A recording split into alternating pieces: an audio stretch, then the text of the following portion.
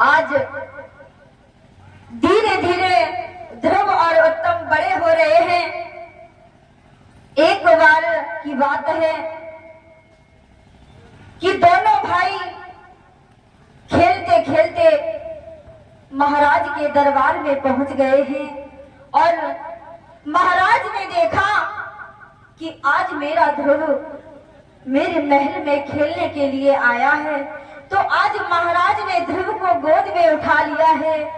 सोच रहे हैं कि ये पहली बार आया है, इसे तो मैं उत्तम को तो मैं हमेशा ही लेता रहता हूँ, आज मैं अपने ध्रुव को गोद में बिठाऊंगा। महाराज ने देखा है तो ध्रुव को गोद में ले लिया है। इतने में सुरजी आ जाती है और कहने लगी कि अरे नीच, तेरी इतनी अच्छी किस्मत कहाँ है जो तू राजा की गोद में बैठे। और इतना कह करके बाँह पकड़ के खींचा और एक तार से तमाचा मार दिया। आज जब तमाचा मारा है और कहा आज के बाद अगर मैंने तुझे महल में देख लिया तो मैं तेरी दोनों आंखें निकाल लूंगा। जैसे ही इतनी कटु वचन सुने हैं तो आज ध्रुव महाराज सहन नहीं कर पाए और भागते भागते अपनी मैया के पास गए हैं और रो रहे हैं। जैसे ही मैया ने अपने बालक को रोते हुए देखा है, आज मैया ने भाग करके अपने बालक को गोद में उठा लिया और कहने लगी है, बेटा किसने मारा है तुझे, तू क्यों रो रहा है।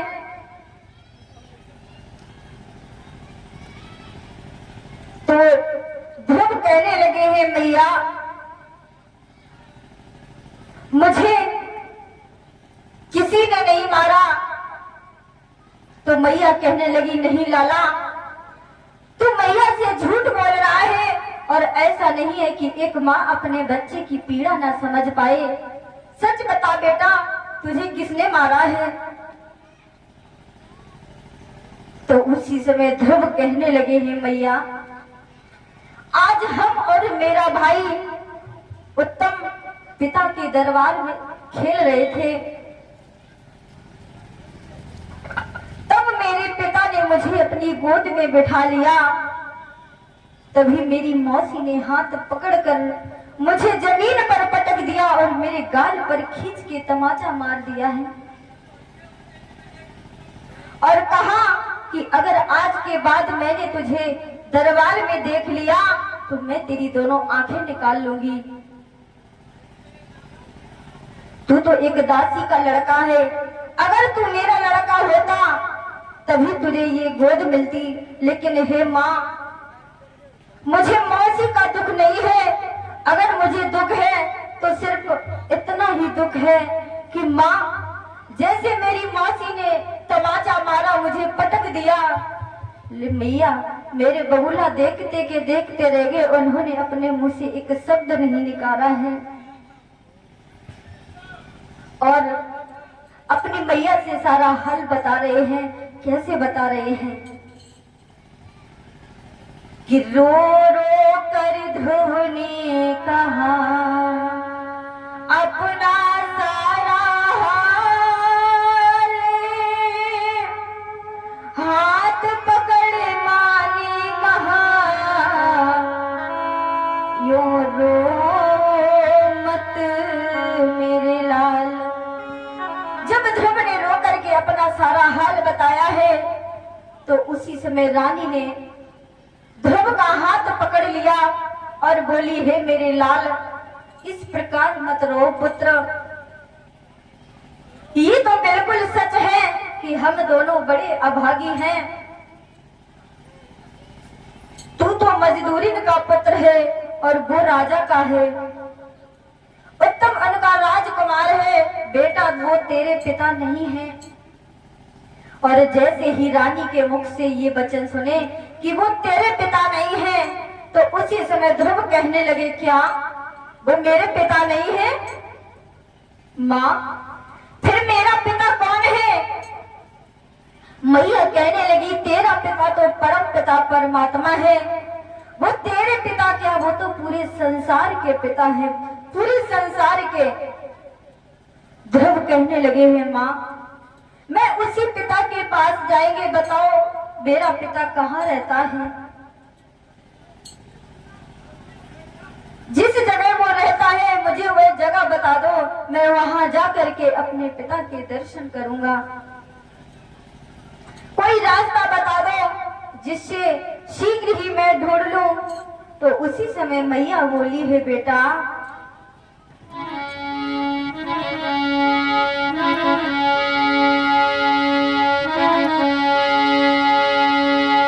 क्यों ही मुझे है और तुझे में है कि वो मुझे है और तुझे में है और इस घड़ी में है इस घास में।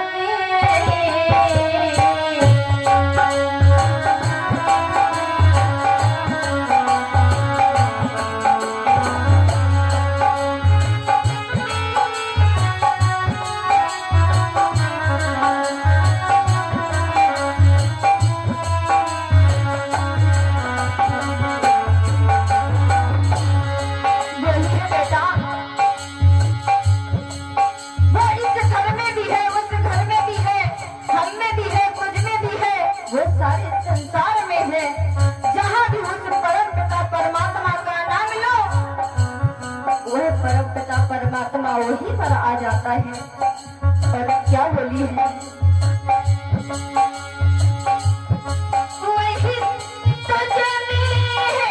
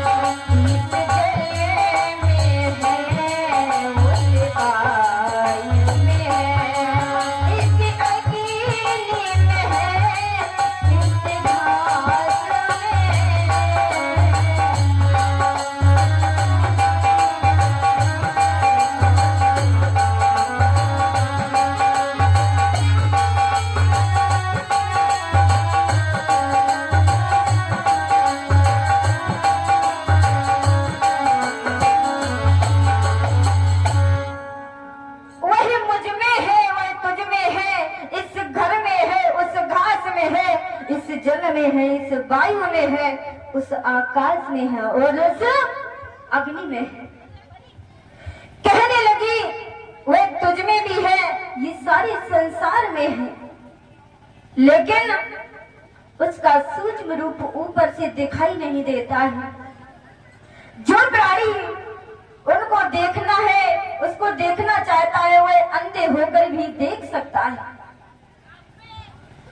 ध्रुव कहने लगे हैं माँ इसका मतलब क्या है, मुझे प्रभु से मिलने के लिए कोई एक उपाय बताओ मैया। मैया कहने लगी बेटा ग्रंथों ने तो बहुत मार्ग हैं, लेकिन उनमें से मुझे तो दो उपाय अच्छे लगे हैं। पहला है विश्वास सहित आशा। अगर तुम्हें विश्वास है अपने ऊपर तो वह परम पिता परमात्मा मिल सकता है। और दूसरा उपाय है उस परम पिता परमात्मा से लगन। अगर तुमने उस परम पिता परमात्मा के चरणों में ध्यान लगा लिया, अपनी लगन लगा ली, तो वह परम पिता परमात्मा अवश्य ही आ जाएगा, अवश्य ही मिल जाएगा। और जो जैसे उस परमात्मा से लगन लगाते हैं उन्हें वो वैसा ही फल मिलता है। कहा है तुलसीदास जी कहते हैं बताया है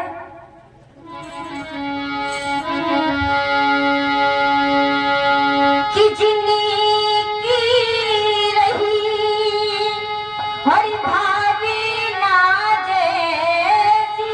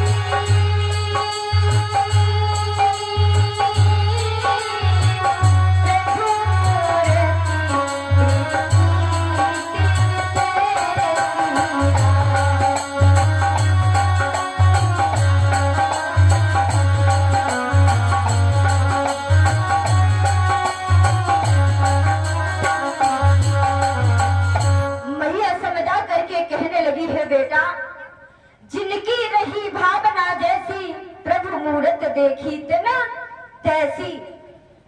और बेटा जो जिस प्रकार से भगवान को पाना चाहता है, जिस प्रकार से रो करके हंस करके, अगर तू हंस करके भजन करेगा तो भगवान तुझे हंस करके ही दर्शन देंगे। अगर तू रो करके दर्शन करेगा, भजन करेगा तो भगवान तुझे रोते हुए नजर आएंगे। मैया समझा रही है और जो भी भक्तों पर कष्ट होता है वह पिता उस कष्ट को दूर करने के लिए वैकुंठ धाम छोड़ करके आते हैं और उस कष्ट का दूर कर देते हैं। उसी समय ध्रुव कहने लगे हैं मैया प्रभु का ध्यान किस जगह किया जाता है? तो मैया कहने लगी जहां बिल्कुल सुनसान होती है वहां बैठ करके प्रभु का ध्यान किया जाता है। ध्रुव कहने लगे हैं मैया मुझे वन जाने की आज्ञा दो, वन में जाकर के मैं अपने पिता के दर्शन करना चाहता हूँ। तो मैया कहने लगी है बेटा जब तू बड़ा हो जाएगा तब तुझे मैं अपनी आज्ञा दे दूंगी और तू वन में जाकर के भगवान को बुलाना और उनके दर्शन कर लेना। अभी तू बहुत छोटा है। और बोली है बेटा मैं अभी दही मांग करके लाती हूँ, तुझे रोटी देती हूँ। बेटा ध्रुव तू रोटी खा ले। जैसे ही माँ के वचन सुने हैं ध्रुव कहने लगे हैं मैया बड़ा हो गया हूँ मैं, अब मैं छोटा नहीं रहा, हमें पिता के दर्शन करना है मैया।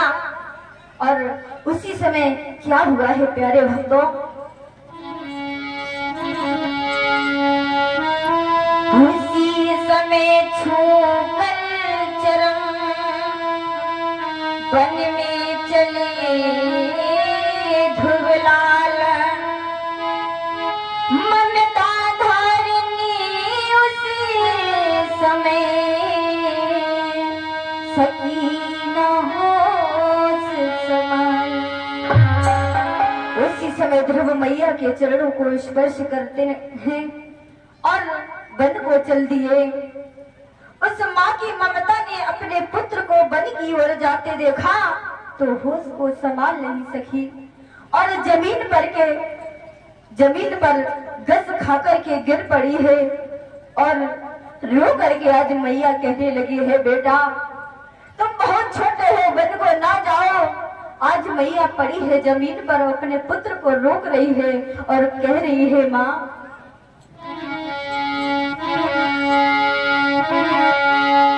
कि लौटो लौटो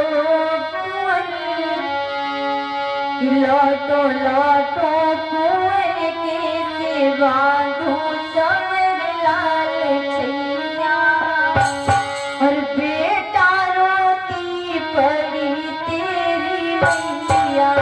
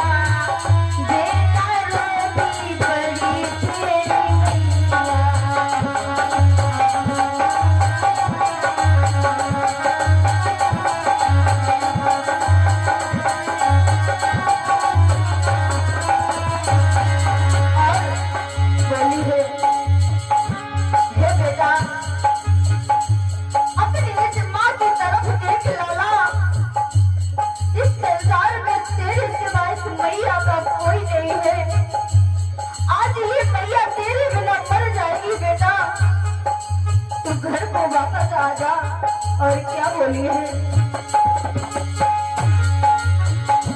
तुझे हाथों ही हाथों खिलाया, रेशमी पालने में झुलाया।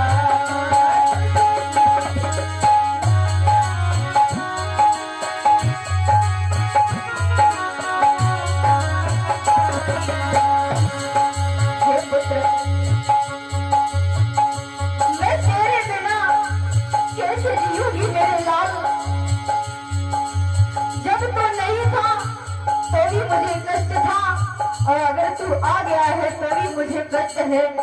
पुत्र, मेरे जीवन में तुझे आने से थोड़ा सा सुख मिल गया था, आज मुझे दोबारा से वही दिन देखने को मिल रहे हैं प्रभु। और क्या बोली है? मैंने हाथों ही हाथों खिलाया, रेशमी पालने में झुलाया।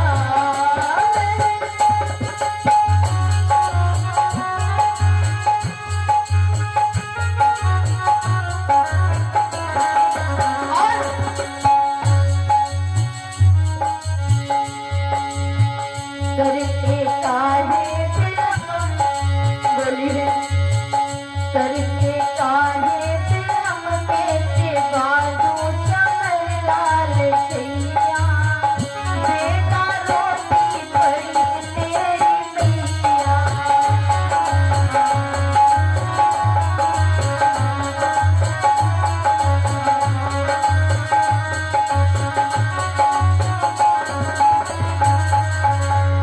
बोले बाकी में हरिलाल की। आज मैया ने देखा है कि मेरा बेटा जा रहा है, तो गस खाकर के जमीन पर गिर गई है और कहने लगी है, बेटा मेरा इस संसार में तेरे सिवा कोई नहीं है, बेटा लौट आ। आज मेरी गोदी सूनी होती जा रही है, तू लौट आ मेरा पुत्र, लौट आ। उसी समय ध्रुव कहने लगे हैं, मैया अब तो अपने मोह को त्याग करके ब्रह्म ज्ञान के पद में रख दो माँ। हमें चंदन के कुंड से कीचड़ में क्यों डाल रही हो? जब वो ईश्वर मुझे भोजन करवाएगा तभी भोजन और आराम होगा। और हे माँ, जिस तरह से तुमने मुझे ज्ञान उपदेश दिया है उसी तरह से मुझे विदा करो माँ, विदा करो। अगर मैं जीवित रहा तो एक बार मैं तेरे पास जरूर आऊंगा। और उसी समय इतना कह करके आज ध्रुव चले जाते हैं। मैया कहने लगी है, मेरे लाडले जाओ तप करने के लिए, लेकिन जाते समय यह दृश्य मत दिखाओ। मैंने अपने घर को भी छोड़ दिया था, मैंने सारी दुनिया को छोड़ दिया था, सिर्फ तू ही हमारा था प्रभु। और बेटा जाओ, तुम्हें भी छोड़ रही हूं। जिस प्रकार पानी के बिना मछली अपने प्राणों को त्याग देती है, उसी प्रकार मैं भी तुम्हारे बिना यहाँ तड़प तड़प के मर जाऊंगी मेरे लाल। ध्रुव कहने लगे हैं, मैया तुम्हें सौगंध है, मुझे स्वर्ग के स्थान से नरक में को मत दिखाओ, मुझे खुशी से आज्ञा दो माँ। आज व्यास नंदन श्री सुखदेव भगवान समझा करके कहने लगे, हे राजन परीक्षित, आज माता की आज्ञा पा करके वन में तपस्या करने के लिए चल दिए हैं। ध्रुव वन में निर्भीक जा रहे थे, ऐसे घर को छोड़ दिया जैसे घर ही नहीं था। उसी समय अचानक रास्ते में नारद मुनि मिल जाते हैं और बोले हैं, अरे बेटा इस जंगल में क्यों आए हो? तो ध्रुव कहने लगे, प्रभु आप कौन हो?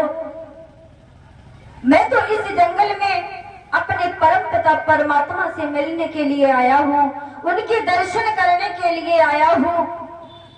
जैसे ही नारद जी ने ये सुना तो नारद जी कहने लगे हैं, बेटा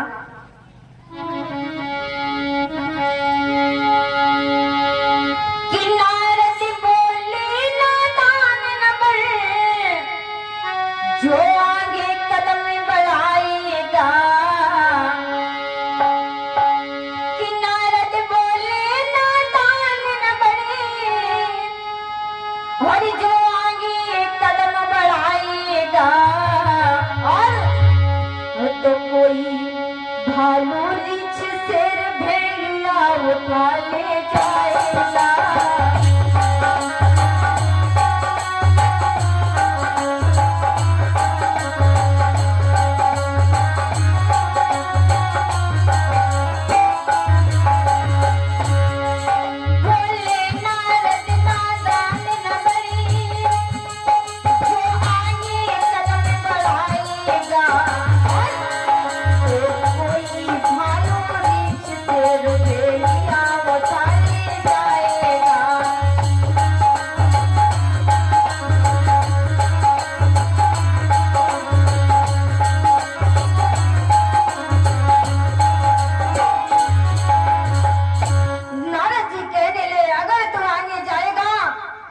आगे जंगल है, बड़े बड़े जीवधारी रहते हैं, कोई जानवर खा लेगा।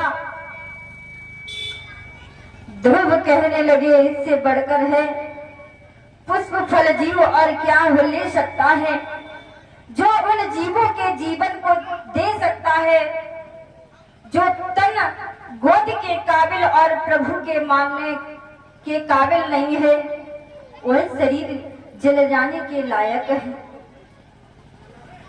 वह राज्य किस काम का है जो आज किया और कल छूट गया हो। जो बंधन आज बंधा और कल टूट जाए उसे बंधन नहीं कहते हैं, इसलिए मुझे आगे जाने दो। तो उसी समय नारद जी कहने लगे हैं, हे पुत्र, अगर माता है तो तेरी माता ही है, जिसने इतना उपकार किया है। उसने अपने पुत्र को असली मार्ग पर पहुंचाकर दोनों कुलों का उद्धार किया है, जिसका फल प्रभु के लिए अर्पण होता है। धरती पर वही फलवती होती है, और जिसका बेटा राम का भक्त होता है वही युवती पुत्रवती होती है। इसलिए बेटा जाओ, मथुरा जी चले जाओ, और उसके मथुरा जी के पास जो जंगल है उसमें आप तपस्या कर लेना। तो उसी समय नारद जी के साथ मथुरा जी ने पहुंचकर गंगा में स्नान किया है। तभी नारद जी ने कहा है, बेटा निस्दिन वासुदेव का ध्यान करो और ओम नमो भगवते वासुदेवाय 12 मंत्र का जाप करो। उसी समय नारद के दिए हुए 12 मंत्र को लेकर के और मुनि को प्रणाम करके ध्रुव चले हैं, और यमुना मैया के किनारे एक छोटी सी पर्णकुटी में जा करके तप करने लगे। और कैसी थी वो पर्णकुटी?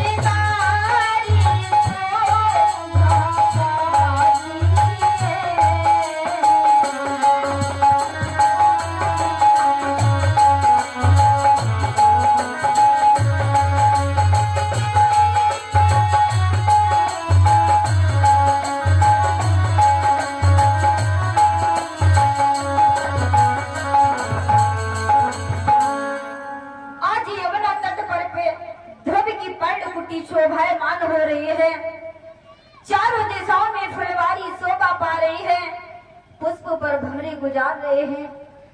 इस प्रकार ध्रुव को तपस्या करते हुए 6 महीना बीत गए हैं और सुखदेव भगवान समझा करके कहने लगे, हे राजन परीक्षित, उसी समय दृढ़ आसन लगाकर अपने हृदय की श्वास को रोक लिया है। आज भक्त प्रेमियों, उस 5 वर्ष के बालक ने अखंड समाधि लगा ली है। उसी समय क्या हुआ है कि जब ध्रुव ने खींची प्राण वायु, तो वायु रुकी त्रिलोकों की, और कोहराम पड़ा ब्रह्मांड हिला, दम घुटने लगी प्राणियों की। श्री सुखदेव भगवान समझा करके कहने लगे हैं, हे राजन परीक्षित, जिस समय ध्रुव ने श्वास लेना बंद कर दिया है, उसी समय इंद्र का इंद्रासन हिलने लगा और भगवान का क्षीर सिंधु हिलने लगा, क्षीर सिंधु खोलने लगा है। विष्णु धाम के देवगण कहने लगे, प्रभु रक्षा करो, प्रभु रक्षा करो, और बोले त्रिभुवन, आज त्रिभुवन के भक्तों की तरह हिल रहे हैं, ये कैसा प्रकोप है। हे प्रभु, न जाने किस मुनि का अपराध हम लोगों के हुआ है, सूर पर कालिमा छा गई है, और हे करुणा निधान, क्या अभी तक मेरी टेर नहीं सुनी है? अगर तनिक भी देर लगा दी तो महाप्रलय आ जाएगी। और जैसे ही इतने वचन सुने हैं, उसी समय भगवान विष्णु हंस करके कहने लगे, हे देवताओं, एक सच्चे योग ने ही अपनी महिमा दिखाई है। एक भक्त ने श्वास में त्रिभुवन की श्वास है। मेरे प्यारे भक्तों, मेरे भक्त की उपमा सारी उपमा के ऊपर है, और सारी महिमा से बढ़कर मेरे ही भक्त की महिमा है। और कहा कि भक्त की भावना में मैं विद्यमान हूँ। इतना कहने के बाद भगवान ने गरुड़ की सवारी करी है और नंगे पैर दौड़ करके ध्रुव के पास पहुंच गए हैं। जैसे ही प्रभु आए हैं, उसी समय एक ज्योतिर्मय प्रकाश हुआ, बादलों में बिजली तड़कने लगी। जिस प्रकार बालक ध्रुव का कोमल शरीर देखा है, तो ऐसा लगा कि किसी राक्षस ने ही योगी भेष बनाया। उसी समय विष्णु भगवान ने बुलाया, लेकिन ध्रुव नहीं बोले हैं। कैसे बुला रहे हैं प्रभु? कि विष्णु देव ने भक्त को और लिया 1000 पुकारी, किंतु न छूटा इस तरह अचल योग का तार। भगवान विष्णु ने हर तरह से ध्रुव को जगाया, परंतु ध्रुव ने अपनी आंखें नहीं खोली। तो सोचने लगे कि ध्रुव ने अपने हृदय में मेरे ही रूप को बसा लिया है, इसीलिए दिव्य मूर्ति के चिंतन में अपने पलकों को नहीं उठा रहा है। जब भगवान समझ गए, तो उस परम पिता परमात्मा ने ध्रुव के हृदय से वह मनोमूर्ति को गायब कर दिया है, और एकदम आगे बढ़ करके पृथ्वी में ठोकर मार दी। और जैसे ही ठोकर मार दी, वैसे ही आज ध्रुव हाय पिता कह करके जमीन पर गिर गए। लेकिन नहीं, भगवान ने आकर के आज ध्रुव को अपनी गोद में ले लिया है। बोलिए विष्णु भगवान की, सच्चे दरबार की, भागवत महापुराण की, राधे रानी सरकार की। आ जाइए सभी भक्त, बड़े भाव से भगवान का भजन बोलेंगे। इसके बाद आगे की कथा को श्रवण करवाएंगे।